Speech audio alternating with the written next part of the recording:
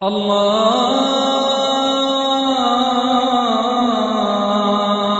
আকবার, আল্লাহু আকবার, আল্লাহু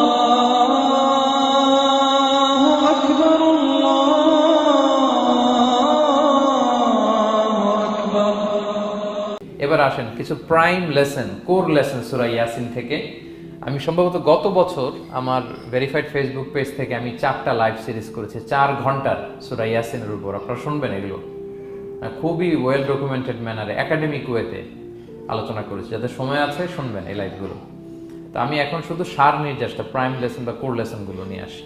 1 নম্বর লেসন হচ্ছে, আল্লাহ তাআলা বলেছেন যে কোরআনের আয়াতগুলো একটার সাথে আরেকটা well connected, completely well knit, এটা well protected. One doesn't differ the other or contradict the other. কোনো আয়াত আরেক আয়াতের বিপরীতে যায় না, একটা আরেকটার সম্পূরক, পরিপূরক, well knit, well connected. এটাই প্রমাণ করে যে এটা কার কাছ থেকে নাজিল হয়েছে? আল্লাহ সুবহানাহু ওয়া তাআলার কাছ থেকে নাজিল হয়েছে। আল্লাহ তাআলা এটাই বলেছেন, ইয়াসিন, তারপরে ওয়াল কুরআনিল হাকিম। হাকিম বিমানা মুহকাম, মানে কোরআনের আয়াতগুলো পোক্ত। এটা হচ্ছে completely well net, perfectly connected, একটা আরেকটার সাথে কানেক্টেড। এক আয়াত ইফাসসিরু বা'দুহু বা'দান, এক আয়াত আরেক আয়াতকে ব্যাখ্যা করে। অনেক কথা কোরআনের এক জায়গায় সংক্ষেপে বলা হয়েছে, আরেক জায়গায় বিস্তারিত, এক জায়গায় ছোট করে আরেক জায়গায় বড় করে। কোন আয়াত আরেক আয়াতের সাথে কন্ট্রাডিক্ট করে না। আল্লাহ তাআলা বলছেন, আফালা ইয়াতাদাব্বারুনাল কুরআন ওয়ালাউ কানা মিন ইনদি গায়রিল্লাহি লাওয়াজাদু ফীহি ইখতিলাফান কাসীরা। তারা কি কোরআন নিয়ে গবেষণা করবে না? এই কোরআন যদি আল্লাহ ছাড়া অন্য কারো কাছ থেকে নাজিল হতো, তাহলে তারা কোরআনের মধ্যে অনেক বিরোধ দেখতে পেত, পরস্পর বিরোধ, অনেক বিরোধ দেখতে পেত। কিন্তু কোরআনের ভেতরে এই পুরো 30 পারায় কোথাও কি এক আয়াতের সাথে আরেক আয়াতের কন্ট্রাডিকশন আছে? কোনো বিরোধ আছে বলেন? না, এটা ওয়েল নেট, ওয়েল কানেক্টেড। অন্য আয়াতে আল্লাহ বলছেন, লা ইয়াতিহিল বাতিলু মিন বাইনি ইয়াদাইহি ওয়ালা মিন খালফি। সামনে থেকে পেছন থেকে কোরআনে কোনো বাতিল অনুপ্রবেশ করতে পারে না, কারণ তানজিলুম মিন হাকিমিন হামিদ, এটা প্রজ্ঞাময়, প্রশংসিত আল্লাহর পক্ষ থেকে এটা প্রোটেক্টেড একটা কিতাব নাজিল হয়েছে। ফলে এটা কিয়ামত পর্যন্ত প্রোটেক্টেড থাকবে। এক আয়াত আরেক আয়াতের ব্যাখ্যা করে দেয়, এটা হচ্ছে একটা ব্যাখ্যা। আবার আল কুরআনিল হাকিম মানে হচ্ছে বিজ্ঞানময় কোরআন। কোরআনের মধ্যে অনেক বিজ্ঞানের কথাও আছে।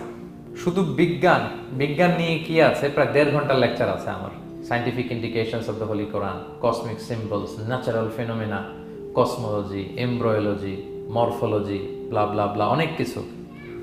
কিভাবে এই পানি উপরে যায়, ওয়াটার সাইকেল, হাইড্রোলজিক্যাল সাইকেল, বৃষ্টি হয়, সূর্য কিভাবে ডুবে ওঠে, চাঁদ, তারপর মহাবিস্ফোরণ, বিগ ব্যাং থেকে শুরু করে মায়ের পেটে বাচ্চার ভ্রূণ কিভাবে ডেভেলপ করে, যত কসমিক সিম্বল আছে কোরআনে, এটা নিয়ে আমার 1.5 ঘন্টার একটা কোরআনের সায়েন্টিফিক ইন্ডিকেশনাল লেকচার আছে। তো সেদিকে আমি যাব না।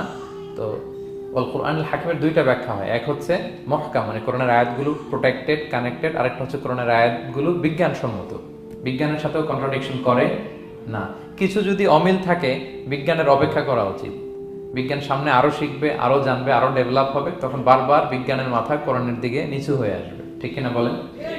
যত দিন যায় সহজ হয় কোরআন বোঝা আমাদের জন্য।